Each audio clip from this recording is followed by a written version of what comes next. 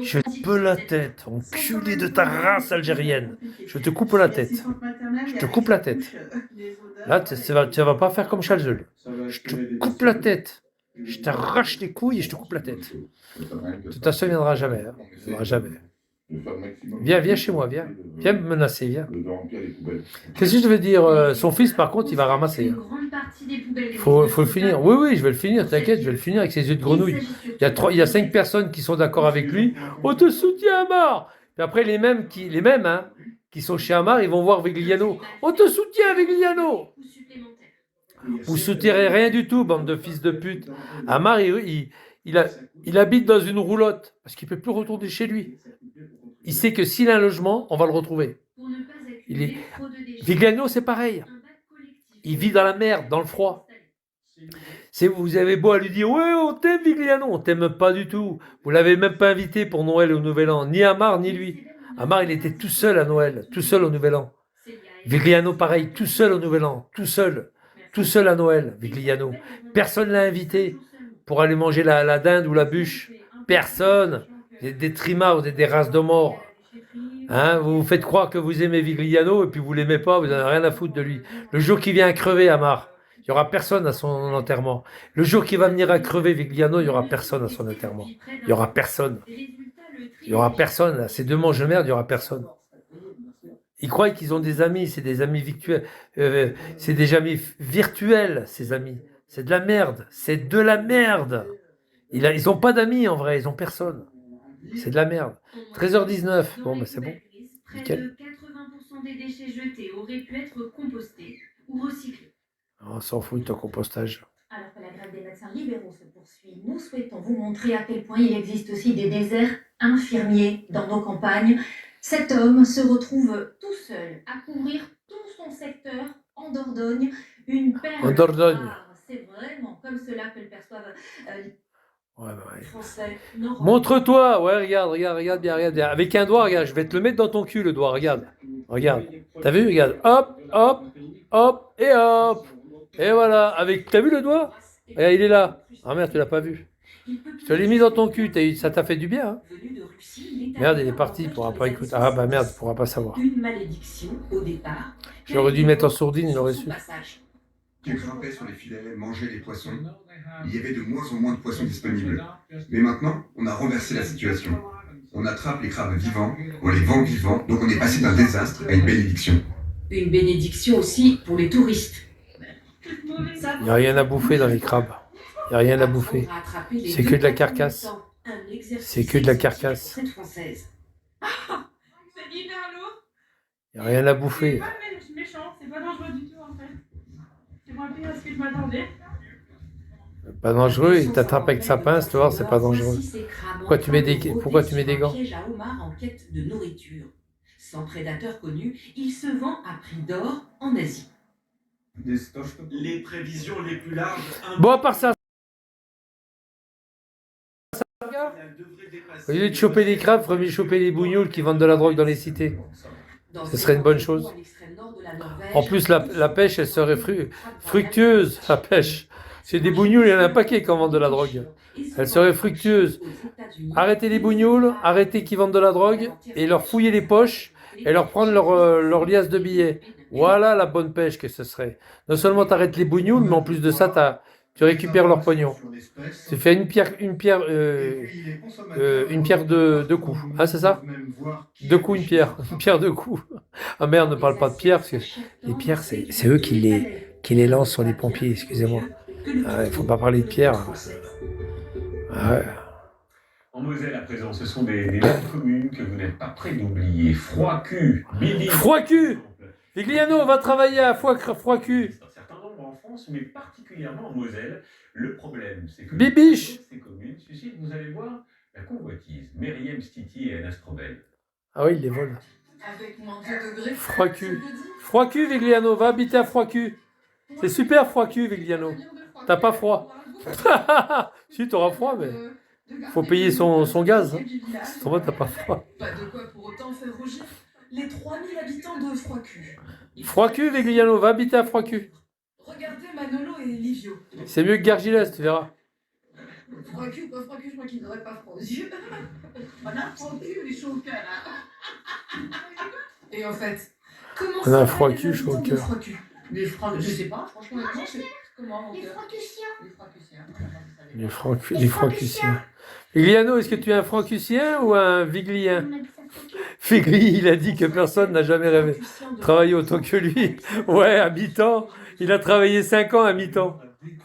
5 ans à mi-temps. Il a travaillé à mi-temps dans une agence de voyage. Pendant l'été, il a dit. C'était juste en juillet. Pendant l'été. Oh putain. Il a travaillé à mi-temps dans une école, dans un collège Mireille Grenet à Compiègne. Il a touché les petits gamins. Il leur a touché le kiki. Il s'est fait renvoyer à cause de ça. Putain, quelle honte. À mi-temps, il a bossé. L'emblème du village. À mi-temps, il arrivait à leur toucher le kiki malgré qu'il travaillait à mi-temps. La commune s'appelait Bibersheim. Remarque, en 6 heures, tu peux. Et ces panneaux- En 4 heures, tu peux toucher le kiki. Hein. T'as pas besoin des 8 heures de boulot. Hein. Tu peux toucher le kiki quand même pendant 4 heures. Hein. Avec un outil. Thierry David, il a pris le gamin. Qu'est-ce que tu me dis, toi? Ah bon?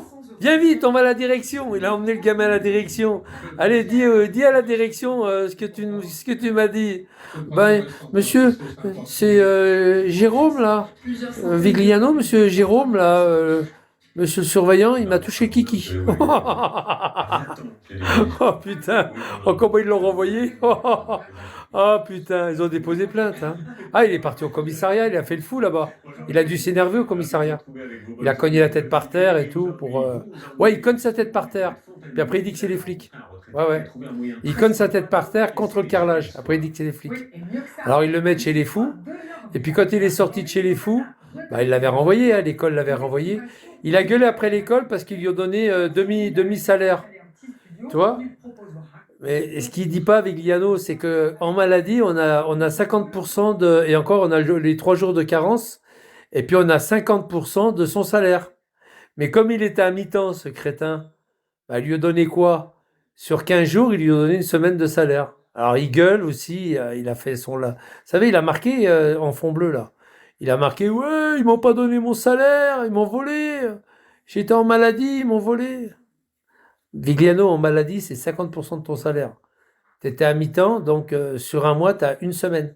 Trou du cul. C'est pas compté? Ouais, il était pas content quand il s'est fait renvoyer, il était pas content après l'école. Parce que l'école, en fait, l'avait renvoyé pour pédophilie. Vas-y, porte plainte, Vigliano, porte plainte. En plus, c'est la vérité. Et je suis sûr qu'il est passé au tribunal pour ça. Je suis sûr qu'il a eu de la prison pour ça. Comme d'habitude, les avocats, ouais, il est schizophrène, il n'a pas toute sa tête, blablabla. Bla, bla.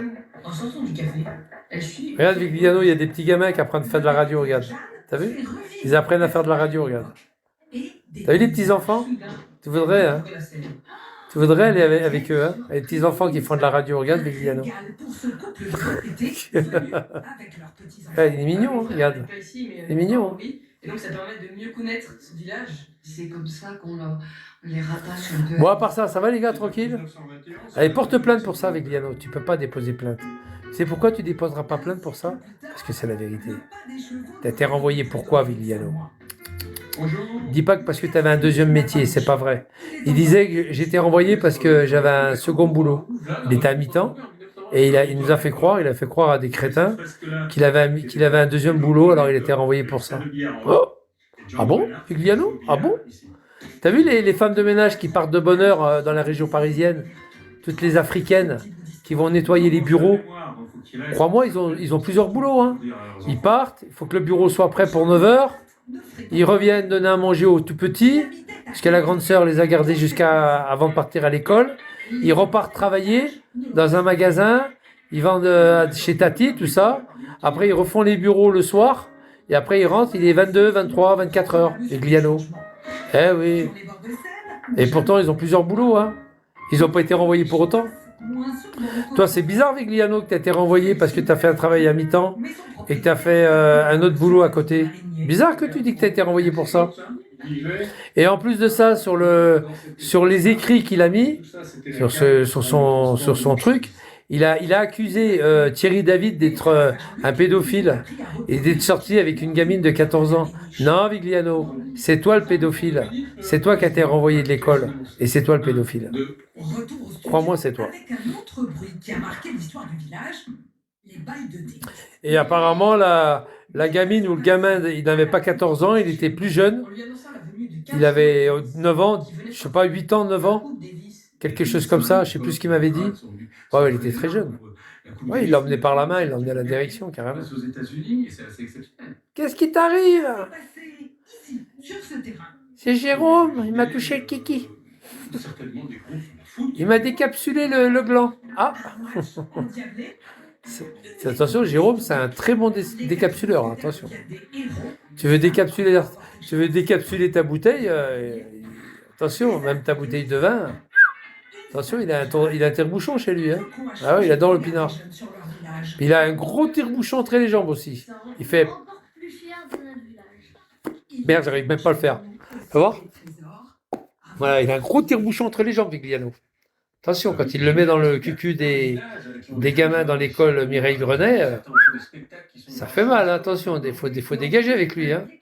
Il fait du malheur, il fait du massacre. Hein. Ouh là là, ça éclabousse partout. Hein. Il y a du sang, du sperme, ça y va, pap, contre les murs. On retrace l'histoire de ces propriétaires. Et c'est pas de la gnognotte, hein, vous allez voir, ils mobilisent une centaine de comédiens. Plus supporté, moi, la France Télévisions. Pas comme nom de famille, mais comme nom d'usage. D'ailleurs, sur la carte d'identité de la mère de Claudine, regardez, il est bien écrit en dessous de son nom de famille, nom d'épouse Riquet, ce nom d'usage. Riquet, nom d'épouse Riquet. Ça vous rappelle rien, Riquet? Si votre ex-conjoint... Chiquet, Riquet, non? Riquet. Nom d'épouse Riquet. Et alors justement, avec ce document, pourquoi ne Bon, pas allez. garder son nom d'épouse sur sa carte? Que lui conseillez-vous? Bien, regardez ce qui pose problème. Son ex-mari, aujourd'hui décédé, dit qu'il autorise expressément son ex-épouse Renée à conserver le nom de Riquet sa vie durant. Ah. Et ces mots sont très importants pour l'officier d'état civil. Cela veut dire que c'est valable durant la vie de l'ex-mari. Ouais, exactement. Et non pas durant sa vie à elle. Alors là, d'après un avocat, il faut formuler un recours auprès du procureur de la République, voire en cas de refus de... Bon, ça va autrement les gars? Ah, il y a du soleil. Ouh, il y a du soleil, il y a du soleil. J'ai de la mer qui me coule dans les veines. J'ai de l'eau salée. Il y a du soleil. Du soleil, les gars. Bon, 1h30, ça va. Vous avez fixé toute votre attention sur votre... Continuez le village, artisan du bonheur. Oui, si vous nous rejoignez seulement dans le Midi BFM, la mobilisation évidemment des agriculteurs et particulièrement ceux de la coordination rurale qui sont donc rentrés très tôt ce matin dans Paris et sans difficulté sur 3 points essentiels, 3 points à la fois très touristiques et très politiques, l'Arc de Triomphe, la Tour Eiffel et l'Assemblée nationale. Voilà, des centaines de tracteurs qui attendent toujours aux portes de la capitale et ceux-là qui ont réussi à entrer. Alors, à la surprise quasi générale, on vous retrouve Noémie Vira au pied de l'Arc de Triomphe, sur la place de l'Étoile, qui est totalement piétonne. Ouais, ils empêchent les gens après de rentrer. Par des tracteurs. Ils se sont fait niquer, ils sont rentrés la veille. Ils les ont pas vu arriver. Ils les ont rentrés la veille, les tracteurs. Au pied de l'Arc de Triomphe. Ils sont rentrés la veille. Maxime, Ils sont rentrés hier. Vous êtes venu de Corse, vous avez Ils se sont fait niquer. Pour venir ici, vous venez d'écouter José Pérez. Qu'est-ce que vous en pensez? Et comme ils sont immatriculés, ils ont le droit de circuler. Hein. Le mouvement d'aujourd'hui. Ils les ont pas empêchés de circuler, de venir à l'Arc de Triomphe. Il faut que la situation se débloque. Et on veut des garanties. Un mouvement comme ça, c'est inédit. C'est pas grave, il y a quelques tracteurs, c'est pas grave. José Pérez ne semblait pas C'est le du tout principal. satisfait de cette rencontre avec Annie Geneva. Non, il a raison. Et on attend des actes maintenant. Et... Alors Annie Genevard, elle est franc-comtoise. Elle est de Morteau. Concrètement, vous, qu'est-ce que vous demandez? Et moi j'ai habité au Fin, elle est défunt. Elle est défunt. Elle est défunt. Enfin, pas défunt, mais D, plus loin fin. Sa famille, elle est défunt. Elle est née à Fin, à côté de Morteau. C'est marrant, j'étais au chalet du Tatillon, moi, au Fin. J'étais à quoi? À 400 mètres de chez elle? 500 mètres? Merci beaucoup, Maxime Roquin, donc qui fait Tu te rends partie de la compte, toi? coordination J'étais à côté. rurale Corse. Elle devait être jeune à l'époque. Elle avait quel âge? Quel âge elle a, Annie Quel âge elle a? Je sais pas quel âge elle a. Elle a guère plus que moi. Hein. Attends, je vais regarder quel âge elle a. Ensuite, il faut qu'on les Attends, je vais regarder. On ne peut pas partir de Paris sans réponse.